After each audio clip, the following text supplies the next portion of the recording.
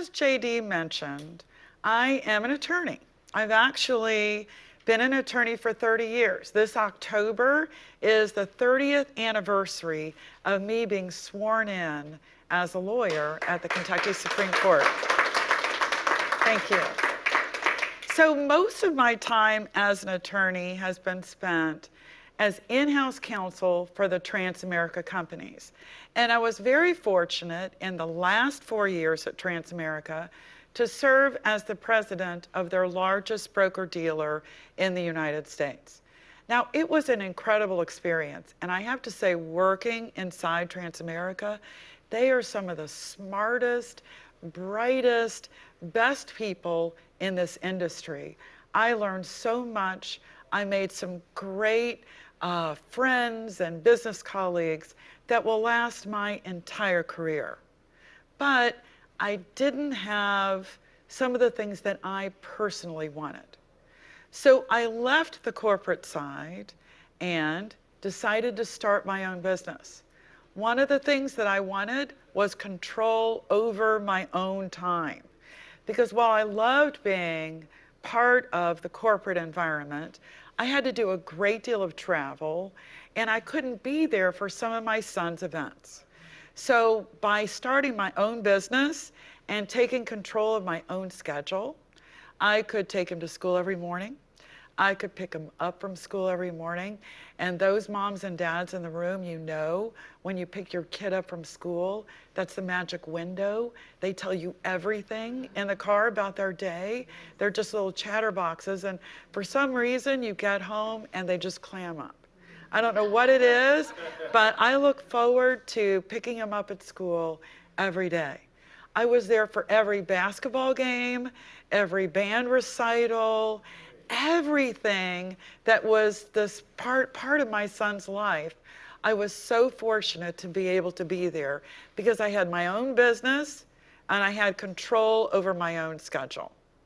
One of the things that I've learned is it's very important to have multiple streams of income.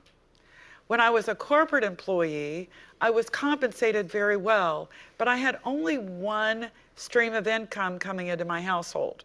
What happened if the company displaced me, if I was laid off, if the company decided to do away with my division? All of those decisions were kind of out of my hands. And so having your one stream of income dependent on somebody other than you making the decisions was not something that I wanted to put at risk anymore. With my own business, I have my own law firm and I have my own financial business. I earn income from both of those businesses. On the financial side, I've been very fortunate to grow a team with amazing leaders all around the country. And I earn income based on the success of their business. So not only is my financial income coming from what I do myself, but it's also another stream of income is coming in from the business that's done by those folks who are part of my team. So that's amazing. I have 3 streams of income. Whereas when I was a corporate employee, I had only one. And that one could disappear at any time. Now, in this business, we get to teach people how money works. That is so fulfilling to be able to sit down with families, business owners, single moms, and talk to them about basic financial concepts and help them make decisions that are going to improve their lives and the lives of their children. But how is WealthWave different?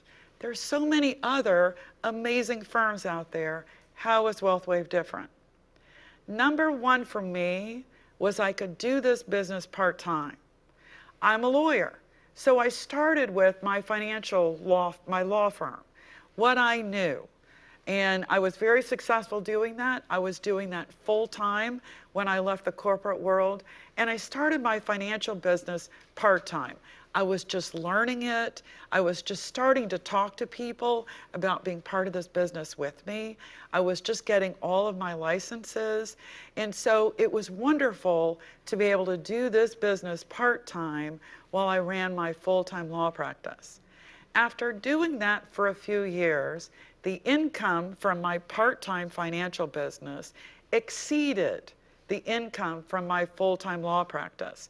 And I'm compensated very well as a lawyer. At that point, I made the decision to go full-time financial and part-time law practice. So now, on the legal side, I get to do a lot of pro bono work. I do free wills for all of the first responders in Georgia. I do pro bono work for a lot of single moms and nonprofits. And so now, my law practice, I get to kind of pick and choose the things that I want to do, because my full-time financial business that started out part-time pays all of my bills and helps me achieve my financial goals. At WealthWave, I also get to learn from the masters. Now, a lot of people, when they're starting out their own business, it's a lonely path. They don't have people who are sitting there telling them, do this, don't do that, try this, say this. In this business, you've got business partners, you've got mentors who are as invested in your success as you are. Another thing that our firm has that a lot of other financial companies don't is we are not captive. We may be part of the Transamerica family of companies, but I'm not required to sell Transamerica. They have great products and services, but we offer the full range of products and services, whether it's life insurance, annuities, mutual funds, 401k plans, 403b plans, IRAs. And I get to help my client pick the product and service that is right for their needs. I'm not forced to sell one product or the products provided by one company. And there are a lot of financial services firms out there where you are captive and you can only sell certain products and you've got to sell a certain amount of them every year or you get kicked out. That is just not the case with our firm. And how a lot of industries are being disrupted. Netflix, Uber, all of the things that we took for granted before are now completely different. Right. So there are whole industries being completely disrupted. And we are fools if we don't believe that the financial services industry is also going to be disrupted.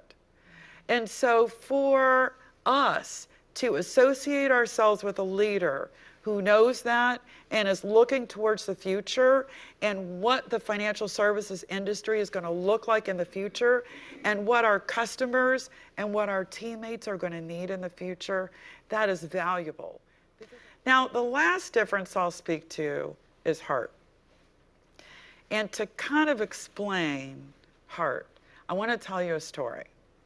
So I am originally from Louisville, Kentucky. And Louisville, Kentucky is a great place to grow up. It's a great place to live. We've got amazing teammates in Kentucky. Now, back in the 80s, some of you will remember that there was a medical experiment going on in Louisville, and that was the artificial heart program. There were just a lot of incredible medical advances happening in the Louisville medical community. Now, my father was an anesthesiologist, and he was one of the physicians that was part of the medical community there and part of this program. And it was amazing. I mean, they were implanting artificial hearts in patients, and they were living. And that had never been done. And every day across the nation, one of the things that the newspapers talked about was it's day 23 for such and such. It's day 44. And we were all cheering this great success. So as you can imagine, the medical community was also very excited. So after several patients were surviving several days, they decided to have a party to celebrate the success. And I was able to attend this party with my dad. So we go to this party and all the doctors are cheering and it's just wonderful champagne. It was just great. So I noticed in the back of the room a gentleman who was kind of sitting at a table all by himself and he wasn't kind of joining in the celebration. So I went and introduced myself to him and he told me that he was one of the engineers on the Jarvik 7, which was the artificial heart. And I'm like, oh my gosh, this is exciting. You must be so proud. What a great success. And he said, no, this was a great failure. And so I sat down and talked to him about why this program that we were all cheering around the country was such a great failure. And he said that the patients were complaining that their hearts beat, but their hearts no longer speeded up when they saw their loved ones. Their hearts didn't speed up when they got excited. Their hearts no longer pounded deeply in their chest, but it was just a steady beat. And the patients said that they would rather not survive than merely survive. The program was successful from one aspect, but you'll notice there hasn't been another artificial heart program. It's one of the ways that our firm distinguishes ourselves from all of the other great financial firms out there. They've got great technology, licensing support, some marketing support, commission programs, but they don't have that thing that makes us excited, that causes our hearts to beat deeply in our chests. They don't have that. They may have all of the other stuff, but they don't have that. And that piece is one of the biggest reasons why our company is so amazing to be part of. Now, I want to end this by talking about why I really do this.